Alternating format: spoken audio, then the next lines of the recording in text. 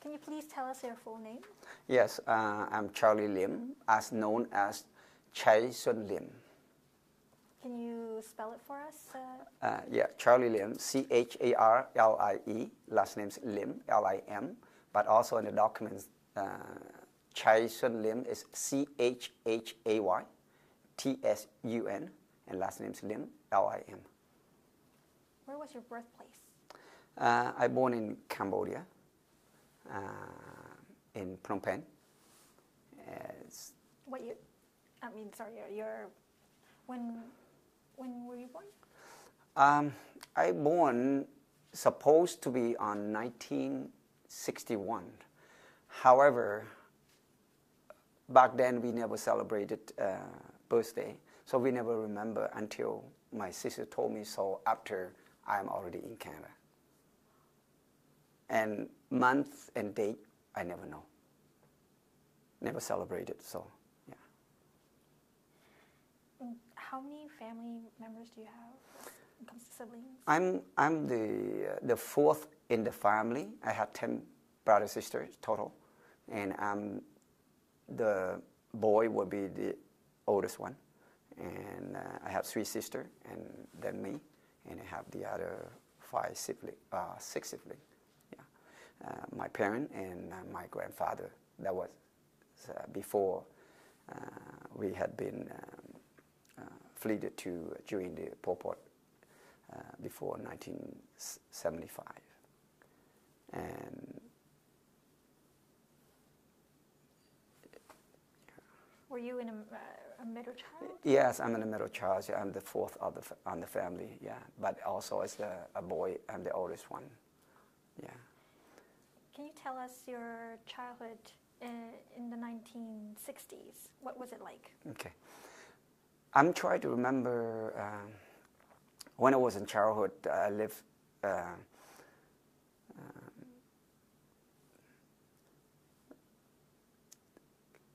When you're in a childhood, you don't really think or feel anything much besides, like every other boy that you play, on the street. You create your own toys and playing, and beside the time that you go to school. And that was before 1970, as I know, and not much I remember beyond much of that. And after that 1970, that because of probably I more matured and much more memory. That time in the country was not as I believe that's not as stable during that time in anywhere in outside the country. There you always heard about situation. There was kind of a war into a certain province and so on. But again, we was so young.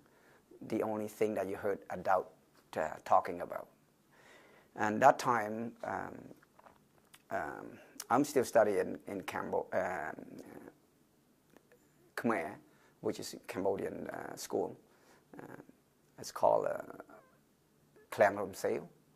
It's, I don't know how to speak in English. Which school is that? It's Clam Rom Sale. I was started as Tomok first, and then we moved because there was a war outside the city. I mean the capital, and there's a lot of people more and more flooding into the capital. And the class starting from we studied 2 shifts a day to we have 1 shift a day, and also the class has 3 shifts per day.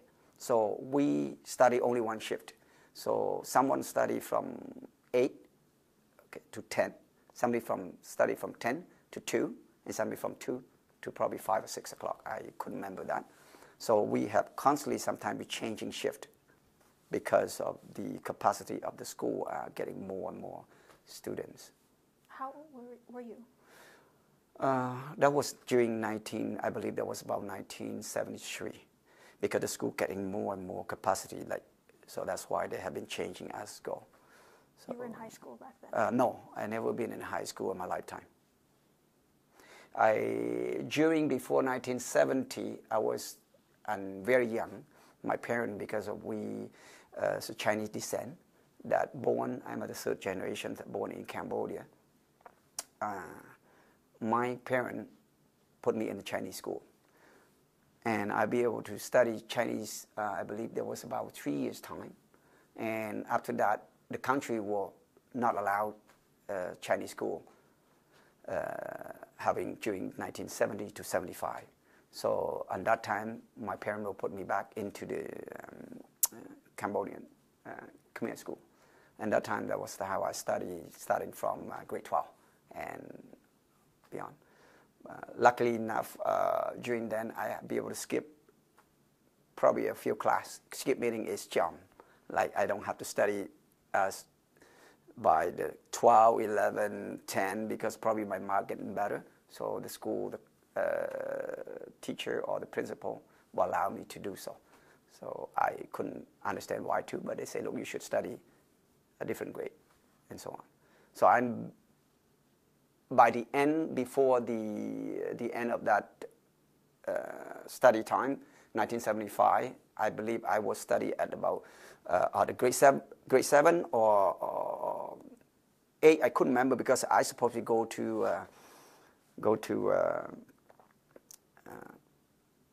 do the exam. They call Palongkale, right? So I remember that. That's the time that I can study after that, and that's about it, you know. Sorry, I have to go back to it. When you were younger, you had to study Chinese, but Cambodian Khmer was your first language. I could consider as back then I was so young, the first language yes, because I born there, right? It's more like automatic. You sort of speak the language, right? And at the same time, the parent was worried about the children might be forgot in the other mother tongue. So that's why we put us when we were so young into the Chinese school. But that's also the short period of time, and then they're no longer Chinese to study. So that's why from 75 to 79, that's what I'm studying in Cambodia. It's the Cambodian school. Which Chinese dialect did you learn? I learned in Mandarin. Yeah, I learned in Mandarin.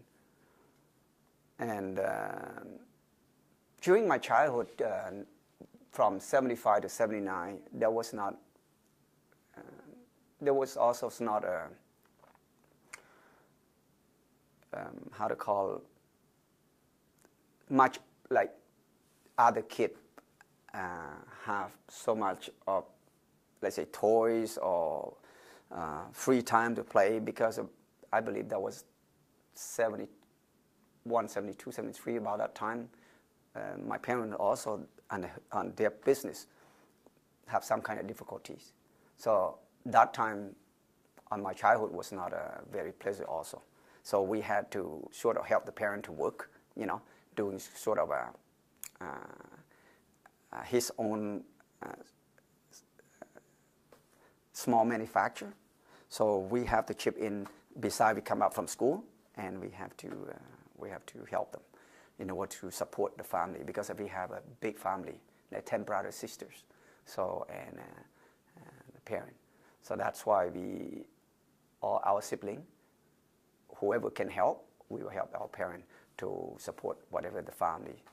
Until when I know, probably about 74, 75, that's what I know that my father, her business, which is he's part of the manufacture parts of a lot of equipment, including motorcycle and maybe some of the car. He's already starting to produce that and recycle the tires. So yeah, that's what I helping him a lot at that time. Yeah. What kind of work did you do? Back then I don't work. I just helping him besides come from school, Assisting right? him. Yeah, assisting him. And the only very end, I sort of curiosity, I do, you know, that back in Cambodia, you have a bicycle and you put a basket in your back and you sell them bun. You sell the bread and you put sugar and milk. And that's how I did a short period of time, just kind of curiosity, see other kids do that. They have some spare money to spend, you know, and you do that. So that's we try. Do you remember what happened in the 1975? during the 75 to 79, I remember that was on the New Year's. The Pol Pot, the Khmer Rouge that had been, they call them DO. I couldn't try to think it in English. They call what do they call? They have been taking over the capital, put it this way, right? They're taking over the country. And then that time, you remember, was kid, you run around, right? Tank, armored vehicle, soldier. You were so happy. At that time, you don't know anything. You were so happy. So happy that the country no longer war, right? And no longer war will be, when no longer war, it's more you can go anywhere. Because I remember to the 75, before that the Khmer Rouge coming to the capital, and that last year, it was so, like you can't really go anywhere. They have been almost like surrounding the capital, right? So you were so happy, say the war's over, it's done. And then also the Khmer Rouge soldier coming in, I remember there was a kid, there was a soldier coming into the city, and they tell everybody, say, everybody don't worry, all right? And you guys have to leave the city, because in order for them to clean to whatever they claim, we was so young, we don't understand. I remember my father told us something is big trouble coming in, because thing never happened this way, right? He was young, also listened to the grandfather talk about the story and so on, right? So that was back in China during the communist time and so on. That's what he heard. And now he sort of understands that might be that coming. However, they tell us to pack everything and leave the country, flee the city.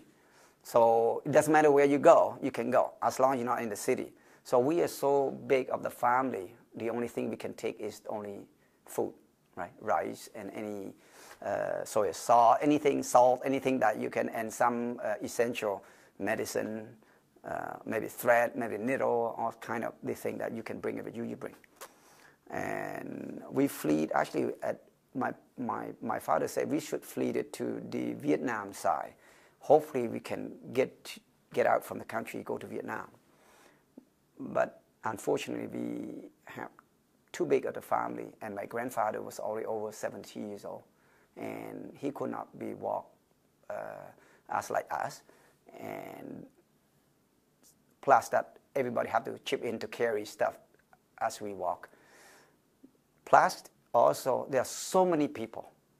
The road are pretty much jammed when you're on the way out, right? And you have to gone through, like, you have to stop, cook, and go on.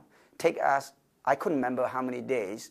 I know that when the last destination, when we left to Takao, they call Takao, which is the east side of the country, southeast side of the country.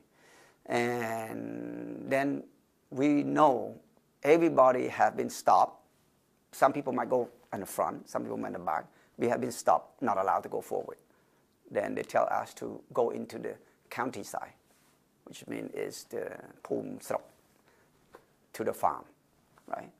So we have no choice. Everybody have to. And they settle us with one of the family in one of the all the countrysides, okay? And that time, we not know much or can remember much of when was that time, because at the beginning of it, it doesn't seem like we work a lot. We just go to help people in the farm, rice field, and so on. We were so young. We find that it's kind of, at the beginning was kind of fun. More and more we realize that it's no longer fun, because the first 2 or 3 months, we still have food, meaning food is like rice and vegetable and meat. Then as time go by, we get less. And I believe approximately about 6 months' time, that's all the province that we at. The Khmer regime, the soldier or in the Mephu Mesrok that means the mayor of the countryside there, told us, we have the pact. Now the central government want to chili us, which means refugee us to different places, get more rice, more place to grow. Again, as we don't know the geography well when we were so young, right? I never know a rice field, never know when I was a kid before this Khmer was coming in. So then we also learned how to catch fish, catch crab, whatever it is on the rice field. So then they tell us to pack and move to the highway, which is Plaquemine Bay, which is the Highway 3. And I believe not, and then at that time we don't know who else going, but I believed must be a lot of people. Then we get to the Highway 3, then we realize there are hundreds of thousands of people lined up along the street that you never be able to, you can't even see how far they go either side. That means you realize that something was big trouble. Even myself don't know there was trouble, but I know. And my parents should have knowing because, again, before this happening, during the freedom of the country, that time he was traveling a lot in the country. He knows pretty much every province. That's because of he trade before the 1975. So he told the children, say, look, it might be more even trouble. We have to go to a place that they call Posat Batbong Kapong Chnang, which means this west side of the country is have huge rice field. My father sort of thought of that's the only place that we have to go, and yes, right, his prediction was right. We will have been trucked, a lot of soldiers truck coming in and pick us, everybody, not just us. I don't know how many truck, but we have been ride one of the truck. We landed, have lunch. We go to Phnom Penh first, right? When you got to Phnom Penh, we saw in the capital like a ghost town. Nobody, quiet. We sort of drive past by, nobody. And then we went to Highway 5, all the way to the first, the Kapong Chang. That was a second province, I think, right? To the west side. To the capital of Kapong Chnang, we stay there, have lunch. Okay, we have lunch, and then after we have lunch, we have move again. The last destiny we went to Posat. Okay, Posat is the place, the province called Posat, but we don't stay in the capital Posat. We go further about, I believe, the Piang Chong. It's the low the Piang Chong. That's what the final destiny that the truck was stopped. That time we got there, it's already very late. I couldn't remember what time, but at least probably 9, 10 o'clock, because all dark, right? We got down there, we sort of give us one more meal, and we saw a lot of cow wagon coming to pick up people that been dropped along the highway. Okay, and my family was dropped at the called the Piang Chong, which is one of the Krong, the city called Piang Chong, which have the train station there too. And there's a lot of people have been picking up. So we, as also one of the car wagon, put our stuff up and we follow them. Now, we don't know how far we go, but until now we realize that there's probably about almost 20 kilometers away from the highway. It's called Prero. That's where the final destiny I'm in is Prero. Okay, Prero, it's the Khom Prero Srok Talo at that time. Okay, Talo it's a larger city. We went there. I believe we known it's about 17,000 people had been released there. 17. And that time I would already start to know things because we put me as they call a Kotma Chin Mok, because my age was happened to be in between from they call junior juvenile, That is the most, I don't know in English what they call the most helpful for that society in on that moment. So they have been going to the front, they call the frontier, for rice field, for do whatever it is, right? And we at the Coeurs Chen Mok is for the next, so-called the next wave of helping that society. So we be able to do some kind of study at that time, but the study also, we go into rice field, do as other member that they made us to do. But soon we arrived there, probably not long after, we realized that we get in even more trouble because of the authoritarian on that county.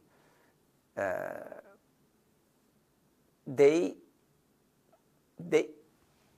don't do what they're supposed to be. I think so-called Onka, which means is the higher or the back and central government allow them to do. For example, suppose we one person, the calculating of per year allow you to have the labob so-called, which means is the quantity of rice to preserve for the year, allowing per person. The mayor of that county or countryside there would manipulate it and take advantage on that, take our quota and send it to the central government in order to get the so-called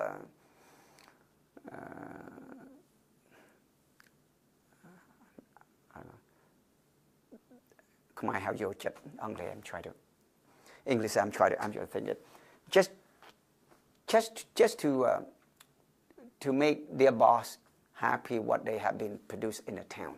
Okay, so that time we was pretty much starved, right? Badly.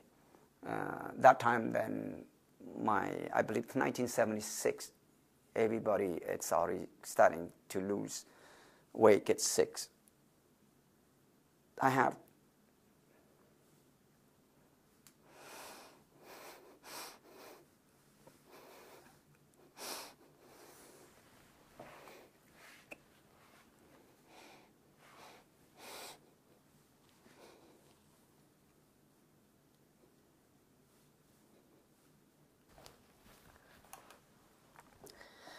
okay. Yeah, I have 10 brothers, sisters, and my parents. I remember my grandfather, the first one that, because he's old, I think he gets sick. As soon as he arrived in the town, he already gets sick. He not last long. He showed up only, I believe that was like a few months, not even 6 months. And then he passed away. Then after that, my sister, my older sisters. Not long after that, my youngest brother, on the boy side, he's the youngest one. I can't even remember his name now because it's too long.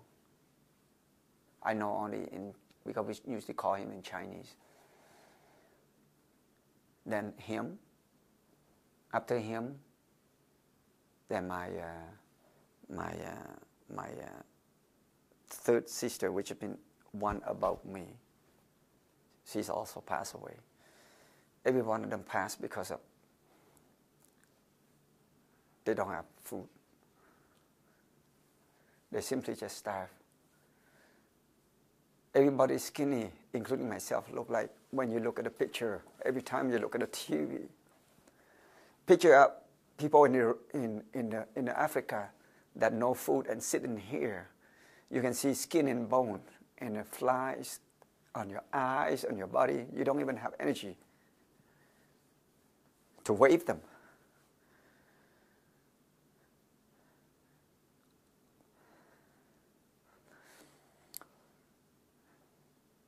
So, right after that, So my grandfather, or my father, also my father, actually my father was died before, my father died after my grandfather, and then my oldest sister, and then my youngest brother, and then my third sister. After that, because that even I was at the school, that been take me away from the family, because anyone that older than me, they were subject to the one that they call human. They not stay in the family, they take it away, and the younger one is still stay in the family, and you go to get rice all the time. That when lunch or dinner, they call a bob. That time we don't have a lot of food. It's just like a kanji, very little rice on it. So everybody starve, and I'm very much considered as the boy that much capable of looking for food, whatever animal that you can catch or something. But that's all illegal back then. They not allow you to catch, and because if you cannot eat, then whatever if you catch, you have to give it to the so-called room, which means you have to put it in the central. You cannot have everything yourself. That time I was young. I never considered that. So everything that I have, I bring it to the family to share. And that time I'd be able to keep the family afloat, not starving much anymore. Until one day, I went around the town. I saw bamboo. How come they don't know eat bamboo? Because bamboo is so big. It's not a bamboo in the jungle. Those are smaller bamboo. This is a bamboo stalk that the bamboo grow in the town. And I saw big bamboo, a lot of bamboo tree. So what happened is I just dig that bamboo a lot. I mean a lot. So I bring home. My mother was so happy. We make pickle on bamboo. We dry bamboo, everything. That time I don't know that bamboo was illegal. So the authoritarian on that, the Mepume there, the slope, so-called slope, which means the security force on that pum, they looking for people who dig that bamboo tree, but that bamboo. Of course, I don't know. If I know, I would burn those skin, but I didn't know. So I dumped those skin right in just at the fire barn outside the house. Let it dry, and then I burn it later. Then, because where I live, they also growing potatoes and pumpkins and so on. They call them Coeurs, right? And the people that softening the soil, right, through Coeurs, they saw the skin of the bamboo. They went to the mayor, to the security force there, telling them, say, look, the bamboo was asked that my family here that probably steal this bamboo. So immediately the slope, which is mean the security, coming in and grab me. They coming into the family and grab me. They asking who that. I said, well, I don't want to dig, right? So they grab me, they tie me up, and bring me to the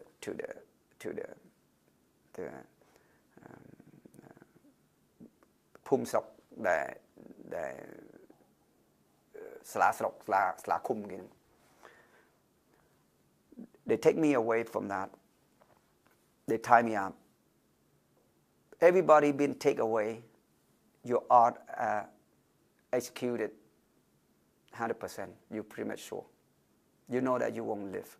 The parent, my mother, my sister are crying. So they isolated me for a few days there. I call it might be lucky. I don't know. It happened to be they catch another gentleman. He's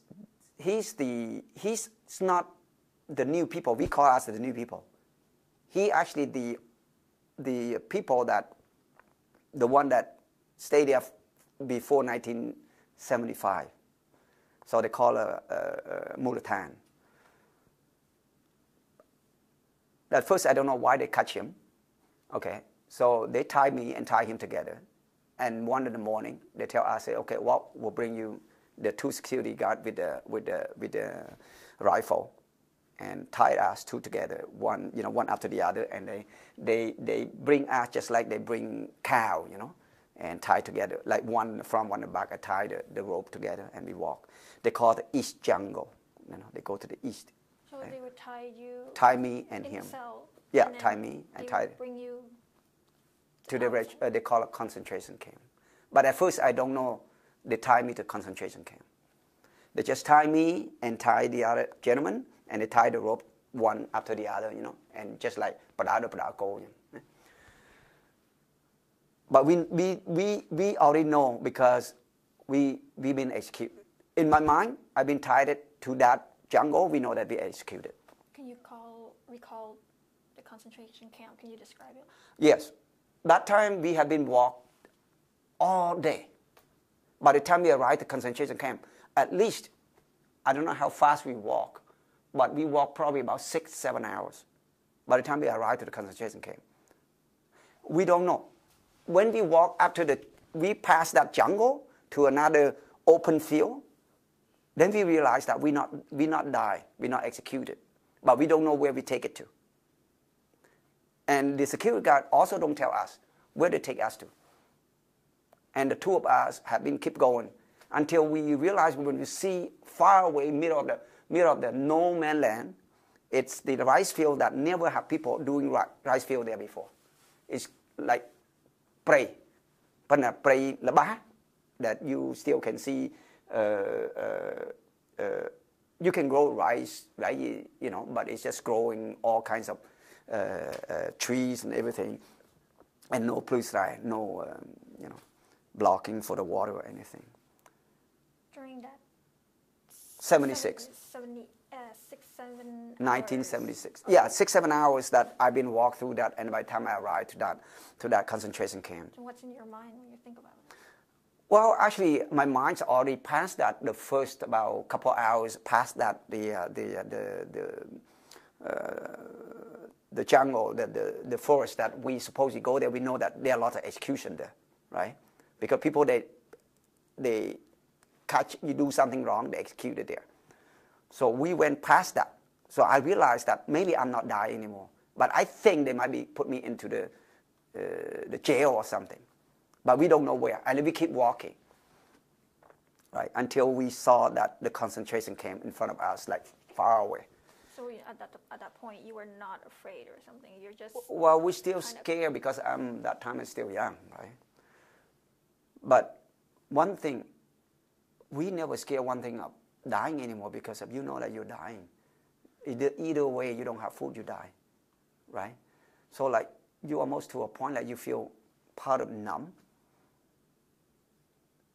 Then we arrived at concentration camp.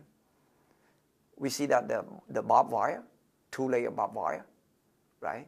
They bring us there.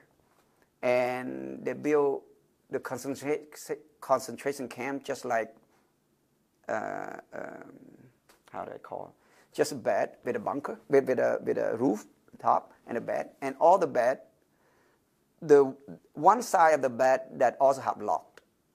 Okay, how do they do the lock? They're using maybe a 2x6, and they cut a hole, right? They cut a hole. They cut probably one of them, probably 5-10 holes, right? And they put a lock at the end. And then also they put one under. So the one that they think about dangers or escaping, or the one that maybe they do something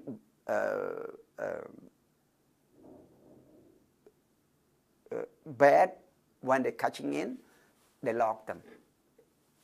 And I remember I coming into the camp, the only one that a boy is me. I lived there, there's no boy catching there. It's only adult. I'm the only boy. And back then, I believe the camp probably wouldn't, more than 2 months, they built that camp. Probably about 2 months ago. They bring me there. I remember I was so young. They put me into the called cặp plư sài. I don't know how the English called. We build the dike, the small dike, each rice field, right, to block water, not, you know. So we build that, right. So everybody go, because it was summer, so dry. They make us to build that dike 80 centimeter wide, right, and 1 meter wide. Each one they give a quarter of 4 meters to build one day, okay. And the soil is so hard because summer. So I remember, and I was not much energy either, right, because you don't, throughout the time that you've gone through, you don't have much of nutrition. So I think I work. I can't remember exactly the time, the period of time that I work on that. I believe there's probably about 2 months' time. I faint at the where I work. Okay, so they carry me back to the camp, because every day we have to walk probably half an hour to an hour away. The more we done ready, the nearest we keep move on, right? So they carry me back. At that time, I'm still the only youngest guy, the boy that in that camp. But I remember these group are a little different than when I was bring into that town. That they sort of more doing thing more by the book rather than cheating the system. So still you don't have enough food, but they don't let, for instance, if the central government allow you to have 1 can of rice for 8 or 10 people, they give you 8 or 10 people. They not try to cheat you, give you less. So when we stay there, when we work, they see the result better, they give more. So that time, on that moment, I'd be able to have more enough food, and that then I'd be able to survive. But I remember that I was just praying at the Plư Sài there. They take me back, so I sort of allow me to rest for a week or two. And that time, I'm still in a concentration camp.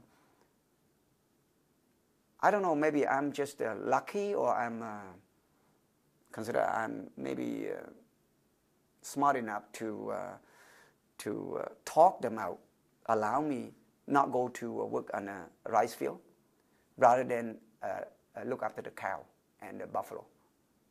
Because the cow and the buffalo, there's 2 children there, but they are not in the camp. They are not part of the people that they put in the concentration camp. They are part of the children of the authoritarian. They come with the parent that stay there, and they look after the cow. But they are. I remember they were smaller than me, probably 2 or 3 years old at least. So I keep asking them, why don't allow me, because I'm the only boy there, right? Let me help them, help these 2 to look after the cow and buffalo. Because I'm so scared. Every day in the concentration camp, you woke up in the morning, there at least a few people die, or maybe more. Because the camp's so packed, you know, quite a few hundred people. I couldn't remember how many people, but quite a few hundred people. And the camp, every day, you see people die. You see so many people bringing every day, coming every day, but you don't see people going out. The only going out is carry out. Okay, we cannot remember what. I remember when I allowed to look after the cow, then I no longer have to live in the camp. They let me stay outside of the camp, that I might not track. That time I not track the virus or the disease that people die there. They only allow me to go every morning to clean the stuff that people die, clean it out, bring it to them to wash or whatever it is. Then I sort of build a trust between I call her They are all soldiers. The leader, his name is Ha. Okay. I can build a trust with them, so they allow me to stay outside. They don't afraid me to run away. And I remember, I go back a little bit. I remember when I arrived, they put me on a chair with that gentleman there, and I call him the boss on that camp there. He come and sit in the center. He looked like a judge. He asking us that say, do you know what you're doing wrong? Well, of course, I know that they told me that I steal, right? So I told them exactly what I am. So I say, look, because of your age, right, we don't like you to do that. We want to build a good country, you know. So they say, your guilt is 9 months in this concentration camp, 9 months.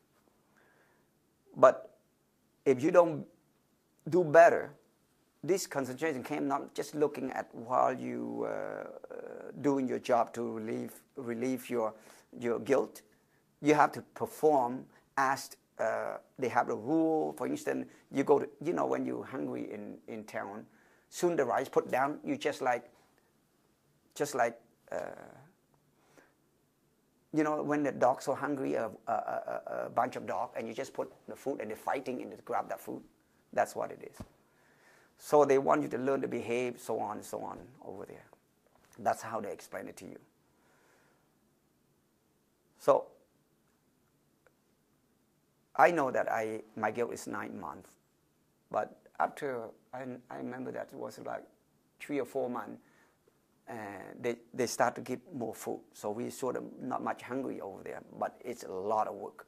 Okay, everybody work 6 o'clock. Whoever if not wake up, line up, ready to count to go to the rice field, you've been beat up from the bed. If you sleep past your time, you not get up on time, they open the door, the soldier open the door and just beat you. Okay, so some people it's already too weak, right? They could beat and get even worse and die.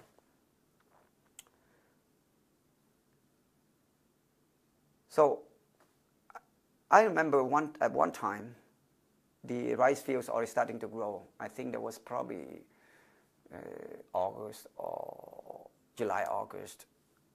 All the rice fields, a lot of water, right? So buffalo, we have a lot of buffalo, we have a lot of cows. So on that time, it's already start to have some younger member have been coming to the camp already. So they trust me. I be able to look after this kid that not run away, to work together to look after the cows. And during that time, you're still at the concentration. I'm still in the concentration camp.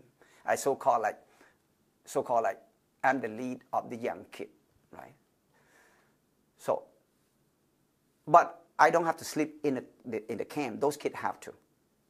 Okay, I don't sleep in the camp. I just sleep outside the camp where the kitchen. I tie the how say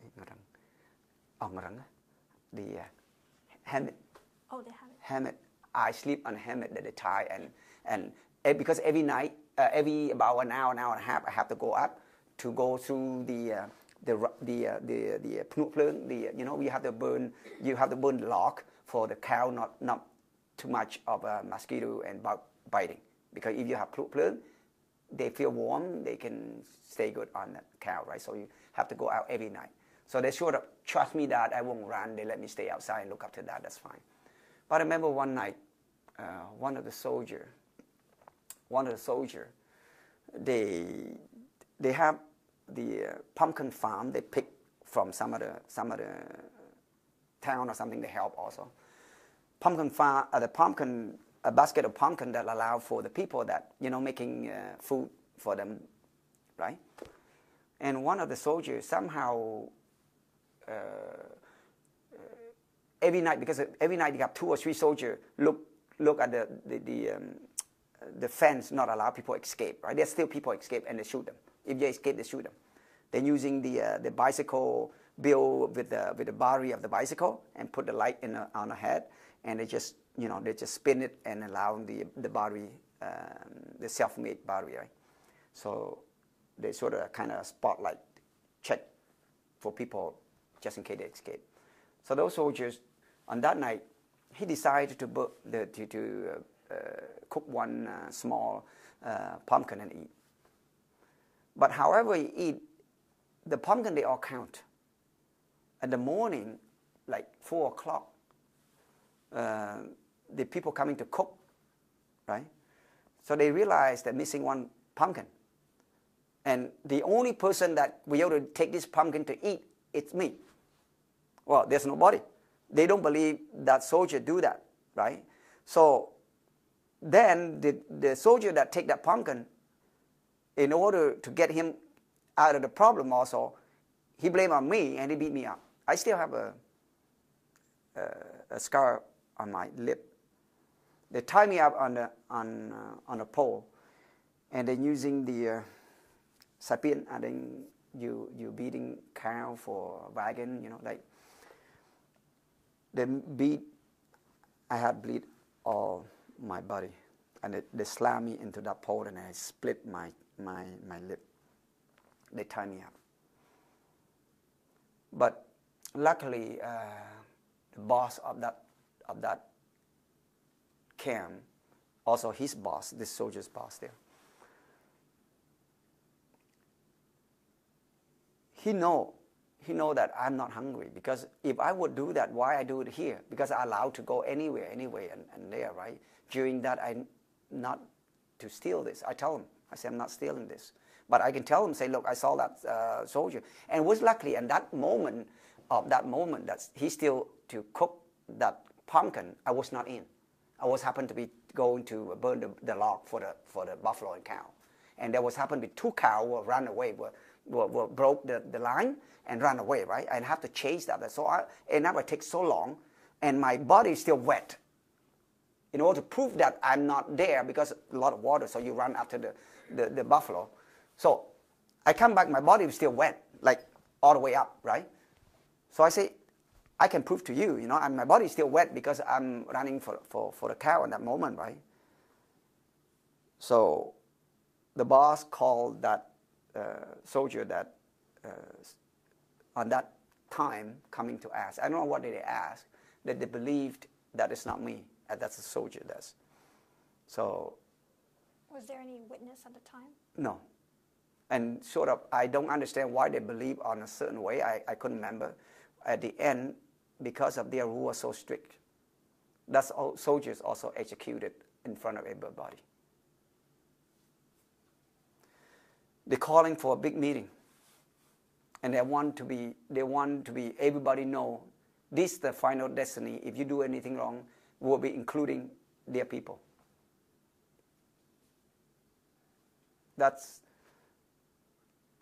It make you so scared, and sort of you think over, if you do anything wrong over there, it's done. There was no longer a jail after this jail, put it this way. So after I'm stayed there for that camp for about 9 months, and my guilt is over. But that time it was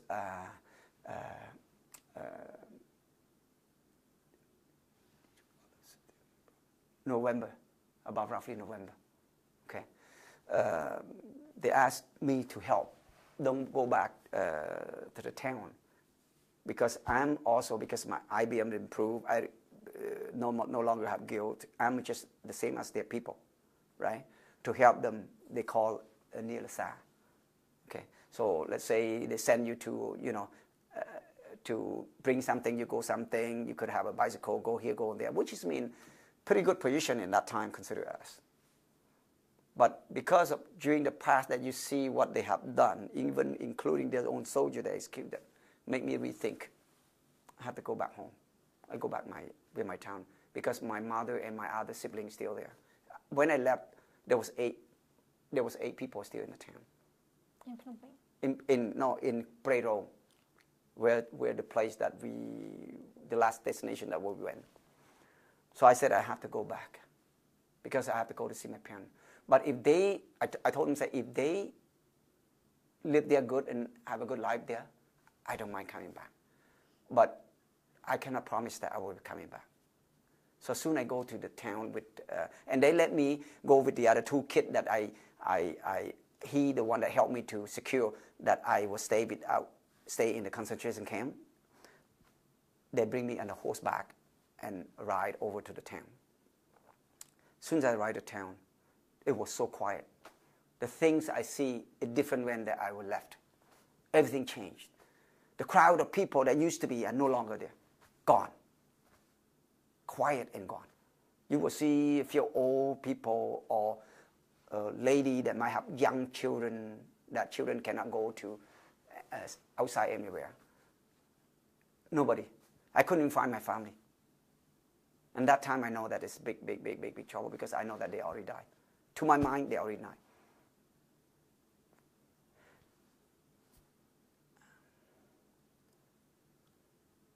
I couldn't think anything else.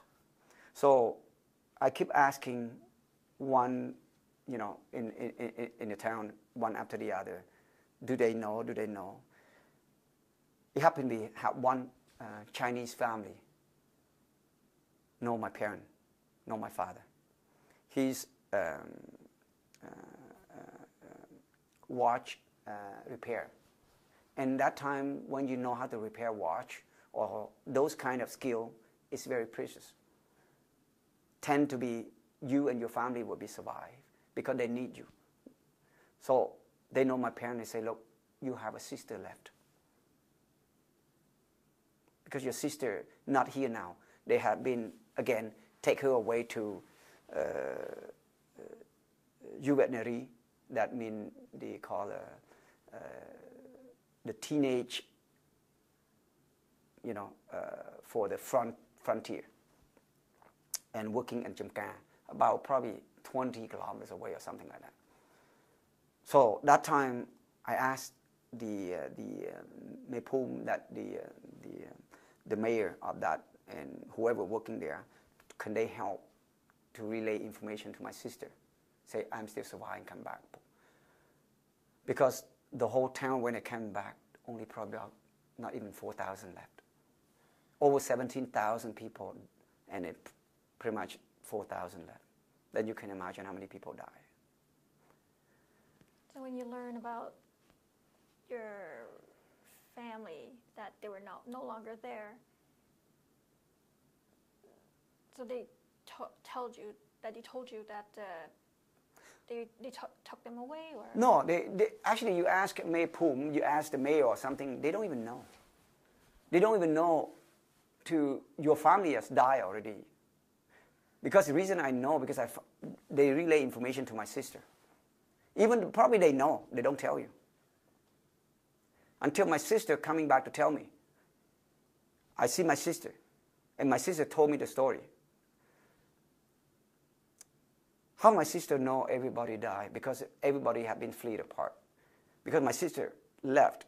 What have left over is the sibling that younger than me, which means they more live with the parent rather than able to bring them out. Because I consider Komachenmok and my brother that after me, and one more sister that after me, that become a Kokma, which means it's, I don't know how that called. Okay, and anyone else pretty much with the parent. When you're a Kokma, you also stay in the parents, right? So my mother, the one that died the last. So she be able to know who died first, who died after.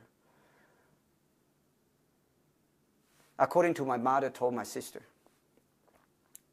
one of my second brother, which the brother that after me, he the one that the most, I call the most cruelty died. Well,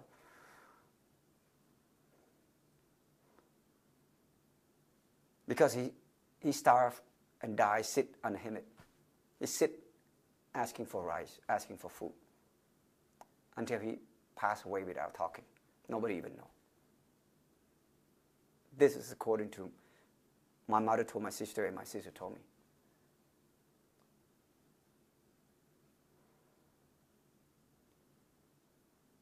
That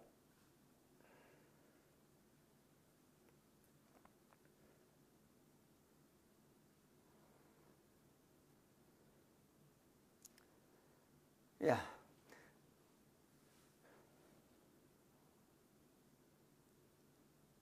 yeah, that. After that, I come back. Then I know my sister left there. My sister know I survived. Immediately she asking her boss that, which means look up her team, ask her to come transfer her back to town to work because I'm in town. That time I don't have to go to work as other people that work in the rice field now, because the difference between from I was in the concentration camp, came out from there, I believe they believe on, look like I'm going to the study for a good cost. So they put me into just, they call rongko. Rongko, that's, you just look after cow and buffalo, you know. So I don't have to go to work that. We are sort of a different area that helping the other people in that town to making food or whatever it is, right? So I'm in the Rongko. And that time, I sort of more lived freely, and that 1976 to 77, I remember all the mayor, the security guard, whatever it is, all of a sudden, the central government in the Phnom Penh or in somewhere, they replaced all of them. Replaced all of them. We don't know where they go. And then after all this, after right now that I sort of knowing backward, that we know that because they abuse their authority, taking our quota, that which is supposed to be the central government allow us to eat, they take that food away. So that's why how so many people die, right? I think the central government knowing that, that's why, I don't know why, where did they go? They replaced a group of them. Okay. And that time, after that, that's why all of us in the town have a better life, which means not too starved. Like, you know, you could have better food. Once a week you should have, they call dessert, we mean bought score, something like that, right? And then you got better, instead of you get just very much water or not even have rice at all, you got a chance to eat a little better. You know, at least you got a thicker congee or even rice, right, to eat. So that time, people that less dying. But if you caught in a disease or something, you don't have medicine. Basically, they call it local medicine. That local medicine, certain disease, this cannot be cured. When you catch that, you know that your days end. You know. Till I can't remember to be date or month, but I know there was already the rice fields already been cut, right? When the rice field already cut, I believe they're probably about, and the weather was not as cold already, so I believe there was probably about March or April, I think, okay, I cannot be exact. And that time we know that the Vietnamese soldiers have been bombarded, coming, that was 1979. Okay. So you still, at the time, you're still at the Prey Rong? Yeah, I still in the Prey Rong. Because on that section of the town, of that province, it's not, the province in the east, they might be the Vietnamese soldiers have been taking over before us. We are the west. So as we go, they fight along the highway. And I remember I was helping, they call Kang Setakek, which means is where they bring rice to, you're helping to bring rice, bring everything to the frontier of the soldier. But you not go to the frontier, you go to the back, right, where they cook and things like that. You take any food or any meat or anything for them, like, you know, maybe 2 times a week, or maybe 2 days, every second day. So you have to, you know, not just myself, like so many wagon that you have to bring it to the soldier. On that time, the gentleman that repair watch, he's also more close to the circle of myself and some other that we know each other. So they're a group. Okay, a group of they call militant, which means is the revolutionary, right? Those group know us as Chinese descent. That probably know us because the other gentlemen still know how to speak Mandarin and so on, right? We still, that time our Chinese pretty much gone. We forgot, hardly can speak even the mother tongue and so on. But because of the other gentleman, he know how to.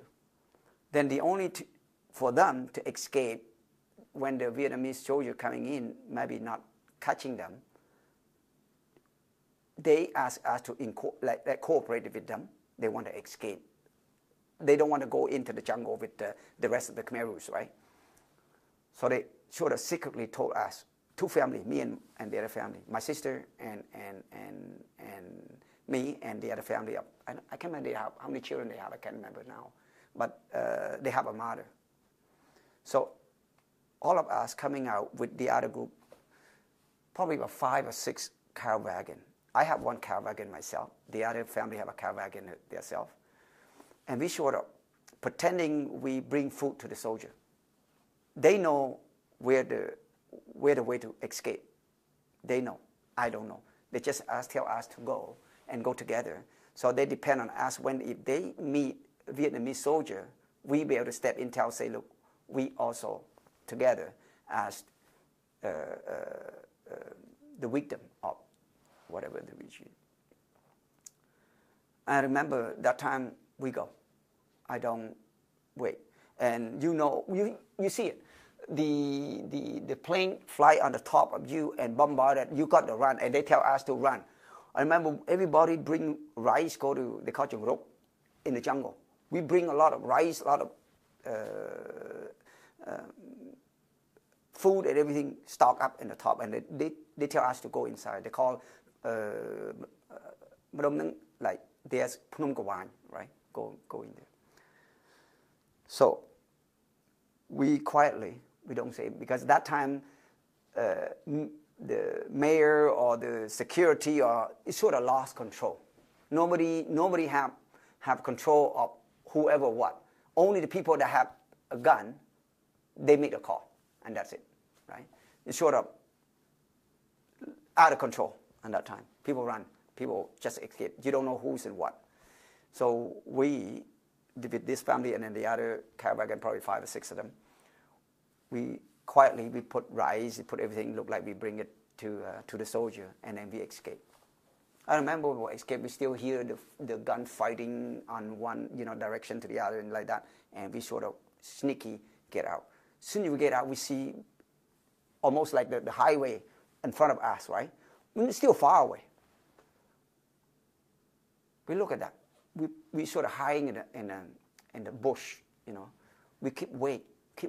We want to make sure that the Vietnamese soldier are true or not is there, because they know, we don't know, right? So they also know, but they're not sure either because they don't see it. They only hear from the radio or whatever it is. They know the Vietnamese soldiers are already taking over the Phnom Penh and so on. So we stay there like, I can't remember, it was probably a day over one night, and we know. We see the tank. We see armed vehicle, right? We know that because a different color. They're more sort of light green. Okay, it's not like they, So right away we know that's Vietnamese soldier. We don't even see what is on that, but we know we can see tiny like that, right? So we know. We decided keep going, keep push, go forward until we meet a Vietnamese soldier on the frontier. They call us Bobot, They sort of holding them up, you Bobot, right? Say, no, we speak, that gentleman speak Chinese to them right away. right? We also the victim, right? So in that moment, then go to the highway side, you know. We're so happy. Soon we pass that, the other group just go their own. They don't want to go with us, you know. They're afraid too, right? So they just escape from us. So end up we only have 2 families left. On the 2-car wagon, go ourselves. Soon we get into the highway, we realize that, oh, we out of that Khmer Rouge now, right? But again, we don't know what the outcome. The only one thing we know is not worse than what we have, right? Because we see people, so many people that be able to escape out, and see people walk along the car wagon, everything walk along the Highway 5, which means from the Low to Bang Chong, that way go down, which is about, I guess it's about 15, 20 kilometers west of Posat, right? You walk along that. And we sort of follow them, keep going until get into Posat, which means the capital of the Posat. You know, it's the market there. And there's also the river, big river there, right? So we stay there for, I can't remember for how long, because again now, at that time I remember when I get out, I get catch, I step on, I step on the, you know, the soldier, they put something preventing, instead of put min, you know, put mine, they put that. So I stepped on that and it broke one piece in there. I still have that scar in there. Okay. And it broke one piece because back then there was nothing, we don't know that was broke in there. So the surface of that, I catch that, it been healed. But it been healed, had been infected inside. So it created, I have a bomb in here, I cannot walk. I only, you know, like for all along from Posat, walk all the way to Phnom Penh. At the beginning, I have 2 cows in the wagon. And one of the soldiers coming here, they want 1 cow from me. So then that time, I cannot sit on a wagon anymore. I have to go down to walk, right? So I have 1 cow. So when we come out, we have 1 cow, we cannot bring food now because that wagon cannot. So we only be able to bring enough food on hand. We don't have anything left. Khmer Rouge already took everything out from us. We have 0. We don't have money. We don't have anything. So only we have is, we don't have no gold left or anything because, you know, they took from my parents, took everything, and they keep bring you here, bring you there. So we bring the food not enough, but we have 1 cow, and now I have to sell that cow. Right? I have to sell a cow, trade it for something, keep it, and be able to prolong that getting food. It take me, I can't remember how long. Walk all the way from Posat to Phnom Penh. I can't remember how long. It's too long. By the time I get to Phnom Penh is already flood of people. Many, many people are already in Phnom Penh. And that time we get to Phnom Penh, also we don't have anything. We're so poor. Because we have nothing. We thought we get Phnom Penh, we can get better life, right? So we get to Phnom Penh, we have nothing. So you could, all the house that break and broke, you could pick one and stay. There's a lot of empty house. Even a lot of people, but there's a lot of house, right? So you can pick one and live, no problem. And when you arrive here, you arrive by walking then? By walking. I walk all the way from Posat, from where I am, all the way to the capital, over 200 kilometers. Can you describe more how Phnom Penh was like when you first arrived? Wow. First, tell you what, you walk all the way to Pojatong, right? It's the airport, right? When you walk to the airport. Before you leave, you left the capital. You see all the house in everything in nice shape, right? Everything in good. When you coming back, all the house, all the stone house, I call it cement house, a lot of them still in a good shape, right? But the one that have wood on the top, and you got cement on the bottom, the wood they cut it and they burn it as for cooking or whatever it is. So you see, a lot of house only half house. It's not really a full house, right? But when you come in, you don't short of house to live at the beginning. So you just pick one and stay. But when you stay, you don't have nothing to eat, right? So what you do? You're not going to stay. So you find your way to live. I can't remember for a period of time how I go through, but I remember me and my sister walking to my childhood house to see where's my house live, right? And that we don't go far from where I used to live before I left the Khmer Rouge, which is near Santomo. Okay. We stay there. We try to find, back then there was not much rice. They are helping from, I believe, the UN or somewhere. They're giving barley instead of rice, right? There's a lot of barley. So barley is, some people, they have some money left, some gold left, they live better. Some people are smart, they have parents, they know how to start to create some kind of trade, something like that, they can live. But me and my sister, that time we're too young and we don't know much. So we live whatever they give at the beginning. And then those barley, not many people want to eat because, it's not their food, right? And so cheap that back then. So people take that, sell them, or even give to someone. So we live by whatever people give, right? So long as you can fill your stomach at the beginning of it. And that time you sort of learn to know. My sister finds somebody, introduced it to go a government job, doing garment, like manufacture the garment. So she got a job. When she got a job, the government gave her a salary, right? Then we sort of have a little bit of salary, but it's not a lot. That time, I sort of at home, we're making dead barley, and we mill them, we mill them. We mill them and to the powder. I remember when I was a kid, to buy the bread and sell, I watching people making that bread, right? And come back, I thought of, there was no numpang on the market. There was no numpang. And then I think of how to make numpang like them. So we find the yeast, right? We go trade the barley, looking for people sell the yeast and so on. I take it and mill it and make numpang. And I taking a pot, a big pot, right? Cast iron pot. They have number, that pot they call pot number 10, number 12, whatever, big pot. And we burn. I remember I do it at the rooftop. So we make that every morning. We make that bread, probably about 20 bread, 15 bread. So long as we have to sell and trade for rice, good for a meal or two, or maybe a day or two, then we do that another day again. Okay. So we made that bread, sell. Oh, actually, it was so good. People see it, they buy.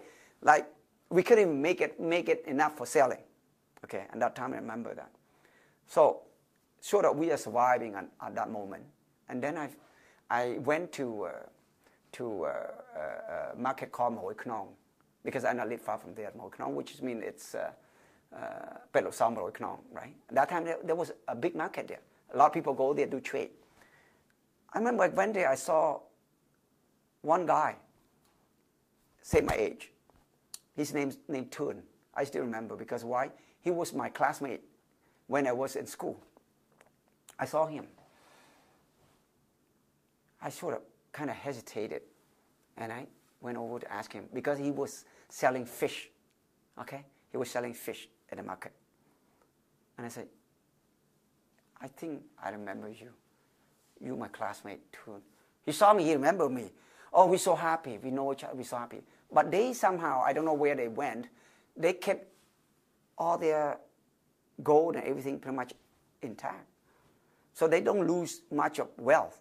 So he told me, he said, my father is a goldsmith, because his father a goldsmith back then, right? So in the Hoi Knong, there's the people buy and sell gold and trade money and so on. He said, my father is still there. And back then there was not much money. There are a lot of them trade by rice. So he bring me there, introduced me to their family, and also telling me, say, they live at, I believe, Kalolik Pambon. That was, they catch the fish there, and they bike at the morning to the market of Hoi Knong and sell them there. Okay. So they tell me, say, look, where do you live? I said, well, somewhere in the center. He said, what do you do? I said, that's I do, selling them pang, right? He said, no, you don't do that now. Okay, go to help them to fishery, like helping to that mow, right, to catch fish. And that time there was before the Omtuk, the water is so high and the river. So I went to help him. He sort of chạy tục thăm again. Is it the canoe? Well, back then you don't have a machine, but it's a long boat, right? He had to paddle. Yeah, to paddle the boat, right? And I'm sort of helping him paddle at the same time, and we get to the water running so fast, and we that mong, right? So we have to, put the net, so we catch the fish that catch the net, right? So we take the fish out at the morning, we go to get it, and then we put it in a bike, we bring it to the market in the central. Like you go to Coeurs, you go there, you sell them at that time. But I remember I'm not doing that too long. It's only a short period of time, but I couldn't remember when, because when I bite back, I met my which is today is my sister-in-law. I met him. He's my childhood neighbor. Because his brother was sort of, with my sister, was sort of knowing each other back then. Well, it's not marriage, but they know each other, right? Like sort of girlfriend, boyfriend kind of thing. But back then there was not like a girlfriend, boyfriend. They just know each other. And he would left the country before the Khmerus coming in 2 months, I believed, like February or something like that. He left the country. Left before that, and he able to leave before that also. His brother worked in the French embassy. He's the ambassador in France, representing French to many countries also, which is I know him. He's already retired. He went to Austria. He went to many places as we speak. Yeah, because he studied French back in Cambodia in French school, and they all know French. All my brother-in-law sides, okay, because of their more wealthy family. However, when I met him, his name's Nhi. He will have a thick glass. He sit in front of about Glolik Moy and a yard, and I would bicycle. Instead of I buy on the street, I buy on the yard, right? And I have some fish there. So I saw this, looked like him, but I will buy past. I don't believe that. I said, it must be him. Then I turned back. As soon as I stopped my bicycle, he looked at me. He said, I know you, right? And two of us kind of tear. They would talk about that. And he told us, let's go to my home. Because his home was just like go down to the river. He lived nearby the river, okay? It's just a kind of a tomb, And he went there, see his mother and his sister. So only his mother and his sister left. His brothers already died in the Khmerus too. So he's also related to Khmerus. That time, they have the address of the children that in France. I don't. We don't. We just neighbor, right? And my brother-in-law went to France, was not married yet, because everybody go to France had to. I think there's a part of the color duty. You had to be in a soldier, become a French citizen. You have to be a soldier for a period of time, so on, a reserve, So he's still single. So because he know my sister, right away, he have connection. Some sense that time I think that was already pretty much close to a year we are in Cambodia now. He have a connection. Find someone be able to send some money over to the mother, which is my sister's mother-in-law. Give them money to tell them, say, look, take this money, find people, bring you to Thailand, which means now they have a concentration camp there, to escape that. How do they know? Because of his brothers as ambassador of France, right? In France, right? I mean, representing France to other country. So he knows a lot of things about relationship in international and so on. So I told my sister that. Immediately they got the money asking me to leave. On that time, since I met them, my sister go to stay with them already, stay together now. We had a because she worked at the government, they allow us to stay at the building, and she got the job, and she moved from Glory to stay with us, so we stay together. I told her, say, look, now because you have somebody, it's hard for me to continue together, so I find a place called it's a noodle house in Setomo.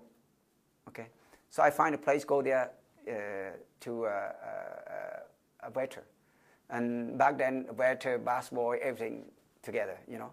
So just no money. I lived there. They give me the place to stay, right, and the food to eat. There was no money. That kind of trade off for work. We work 7 days a week. Every morning, 6 o'clock, 5 o'clock, we woke up. We work till the end of the day, probably 6, 7 o'clock. That's the end of it. And then you're free. So you sort of trade off for the meal. And that time, honest, very happy because during the Khmer Rouge, you don't have nothing. When you get out from a Khmer Rouge, you still have a hard time to find for food, right? So we were so happy. I told my sister, say, I'm stay here, you stay there. But soon after already met my sister's mother and the family, they already received the funds that my brother-in-law sent over for them to find somebody to help them to bring them out. They're coming to tell me, say, look, let's go. We are going now. Now, I can't remember to be exact the amount. Somehow I just figured out that that amount is not enough.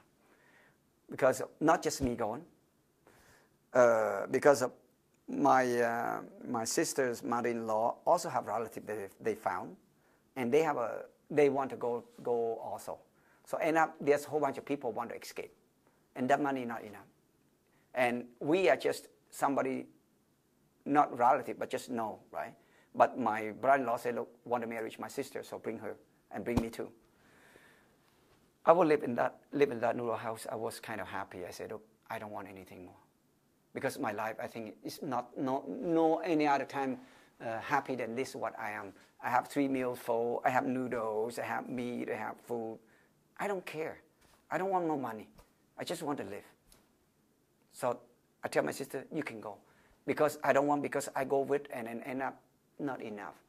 And shortchange, and everybody might cost cannot go there because of me, right? I say, you can go. I think I'm a survivor.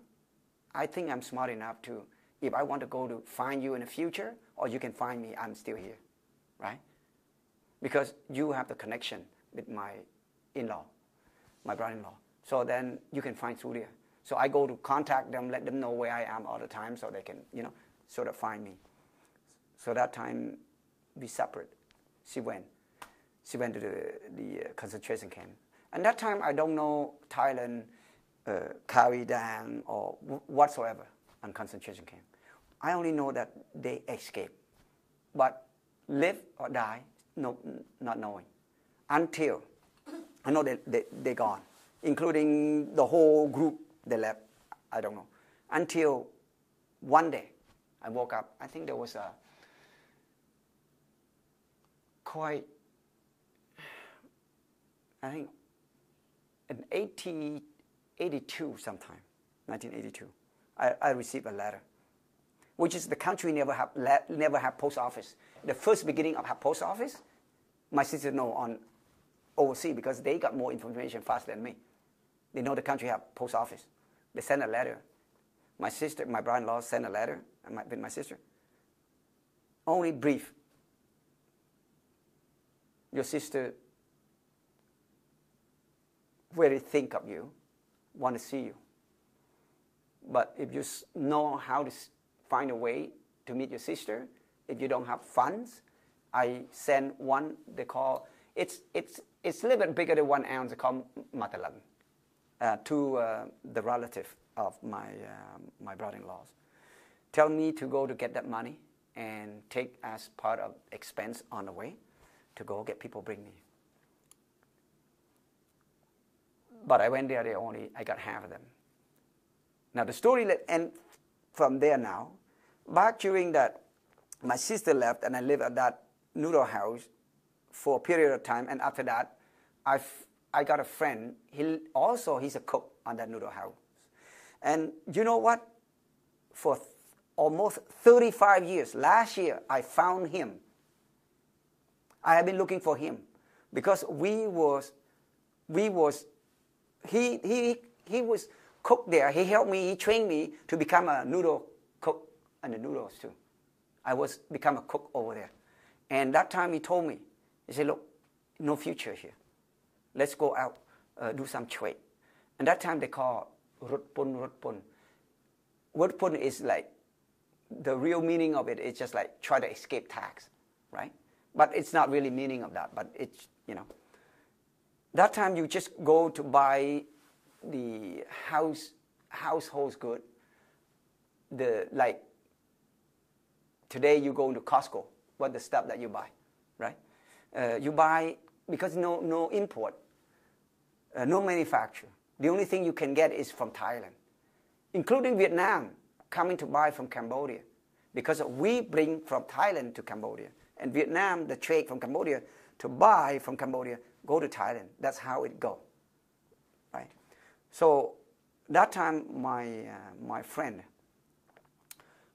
he's cook there, he told me, he said, look, I don't, of course I don't name Charlie, okay? They call my name Chai. Okay. He told me that it's no future. Of course, I have another nickname they call Hoo-Ha, but he called for fun because I keep make fun with him. Okay, that's another story. After that, we're connected.